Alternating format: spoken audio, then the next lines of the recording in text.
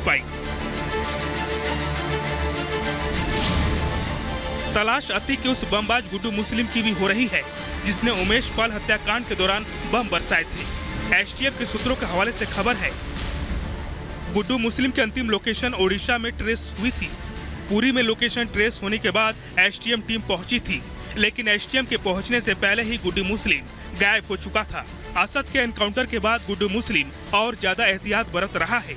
STF की कई team Guddu की तलाश में रेड कर रही है।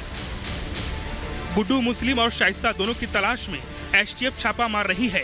दोनों के संभावित ठिकानों को खंगाला जा रहा है, लेकिन अतीक के दोनों राजदार अभी तक पुलिस की गिरफ्त से दूर हैं। ऐसे में सवाल है कि छिपने में दोनों की मदद कौन कर रहा है।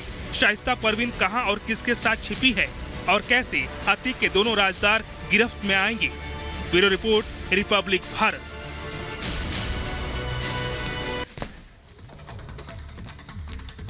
और सवाल अब ये उठा है कि अतीक और अशरफ की हत्या के बाद आखिर आतंकी संगठन अलकायदा क्यों बौखलाया हुआ है। आखिर अलकायदा बदला क्यों लेना चाहता है अतीक और अशरफ की हत्या का, ये अब बड़ा सवाल यहां पर बना हुआ है। इससे जुड़ी रिपोर्ट आपको दिखाते हैं।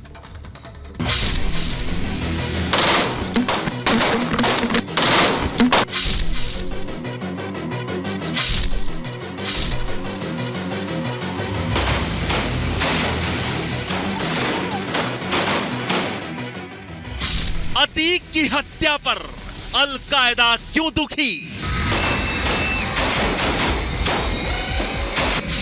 आतंकी संगठन ने क्यों दी गीदड़ धमकी? अलकायदा से डॉन का कनेक्शन क्या?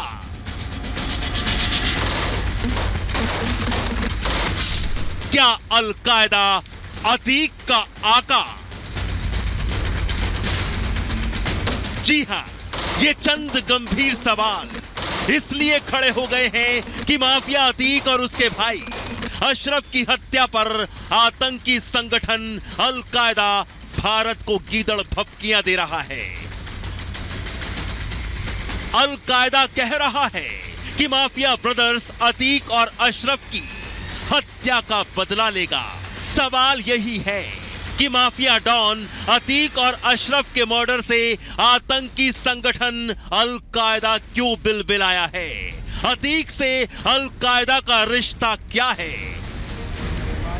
यूपी के माफिया डॉन अतीक अहमद का जो पाकिस्तान कनेक्शन सामने आया था और सवाल उठा था कि पाकिस्तान में अतीक का सगा कौन है, तो क्या आतंकी संगठन अलकायदा की इस गीदड़ धमकी से साफ हो गया है कि वो ही पाकिस्तान में बैठा अतीक का आका है? अतीक का आतंकी कनेक्शन पहले सामने आया था और अब अतीक की हत्या के बाद उसका अलकायदा के साथ एक कनेक्शन भी निकलकर सामने आ रहा है, क्योंकि अलकायदा ने अतीक के मर्डर का बदला लेने की बात कही है। आतंकी संगठन अलकायदा का अतीक से क्या कनेक्शन है और अतीक की मौत पर अलकायदा इतना बिलबिलाया हुआ क्यों है, ये अपने आप में बहुत सारे सवालों को जन्म देता है। लेकिन अब देखना यह होगा कि क्या पाकिस्तान में अतीक का कोई ऐसा व्यक्ति वहां पर बैठा हुआ है जो आतंकी घटनाओं को अंजाम देता है और जिसकी सरपरस्ती में अतीक आतंकी कनेक्शन से जुड़ा हुआ था, और अलकायदा से अतीक का क्या रिश्ता, यह भी अपने आप में बड़ा सवाल है।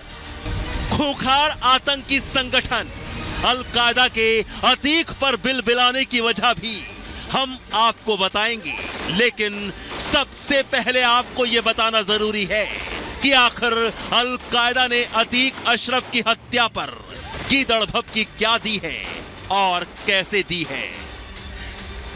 दरअसल सोशल मीडिया पर आतंकी संगठन अलकायदा की गीदड़ धमकी वाली 7 पन्नों की एक चिट्ठी वायरल हो रही है।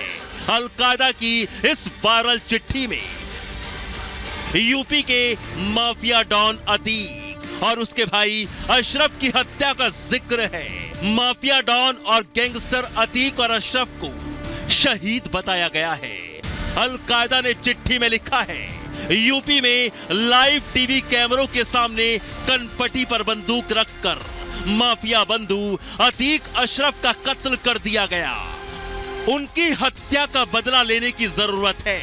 इसके बाद आतंकी संगठन गीदड़ भभकी दे रहा है कि अतीक अशरफ की हत्या का बदला जिहाद के जरिए लेंगे।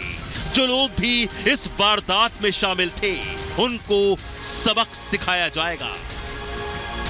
अतीक की हत्या के बाद अलकायदा के द्वारा दी गई इस गीदड़ भभकी के बाद तमाम सवाल उठ रहे हैं।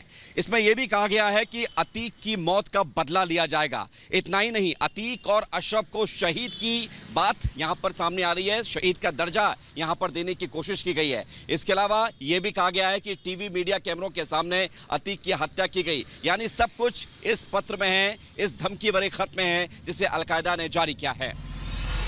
दरअसल डॉन अतीक और अशरफ के पाकिस्तान कनेक्शन की बात भी सामने आई थी।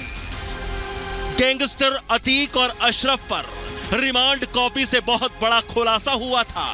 अतीक और अशरफ ने अपने रिश्ते आईएसआई एजेंट और लश्कर से कबूल किए थे, जो ड्रोन के जरिए हिंदुस्तान में हथियार भेजते थे।